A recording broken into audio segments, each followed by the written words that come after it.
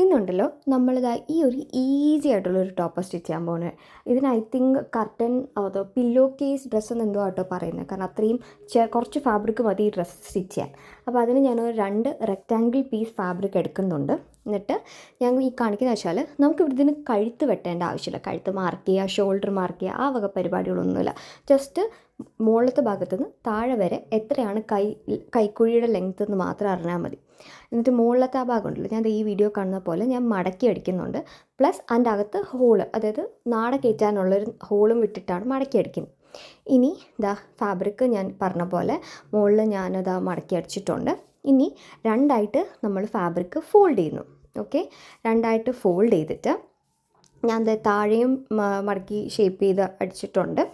ഇനി മുകളിൽ ആ മടക്കി അടിച്ചെന്ന് കൈക്കുഴിക്കും ഭാഗം വിട്ടിട്ട് ബാക്കി താഴോട്ട് ക്ലോസ് ചെയ്യുക, സ്റ്റിച്ച് ചെയ്ത് ക്ലോസ് ചെയ്യുക. അപ്പോൾ ഒരു റെക്റ്റാങ്കിൾ ഷേപ്പ് ഫാബ്രിക് 2 സൈഡും ക്ലോസ് ചെയ്ത പോലെ ഇരിക്കും.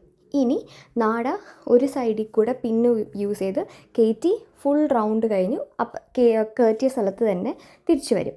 ഓക്കെ, അപ്പോൾ അതായത് ഒരു ബാഗ് പോലെ ഫോം ചെയ്യും. ടു ബി പ്രിസൈസ്, 2 സൈഡിൽ കൈക്കുഴിക്കുള്ള ഹോളും കിട്ടും. ഇതുപോലെ ഒരു സൈഡിൽ നമുക്ക് കെട്ടാനുള്ള ഒരു ഓപ്ഷനും നമുക്ക് കിട്ടും കേട്ടോ. ഇത് കണ്ടോ. ഇനി ഇത് ഞാനൊരു ചെറിയ ടോപ്പിലാണ് സ്റ്റിച്ച് ചെയ്തത്. നിങ്ങൾക്ക് വേണമെങ്കിൽ ഇതൊരു ഡ്രസ്സ് ഐറ്റം സ്റ്റിച്ച് ചെയ്യാം, സെയിം സാധനം. അത് വേണമെന്നുണ്ടെങ്കിൽ ഞാൻ അതിൻ്റെ വീഡിയോ ഇടാം. Just comment or message me ഇതിൻ്റെ ഒരു ലോങ് ഡ്രസ്സ് വേണമെങ്കിൽ.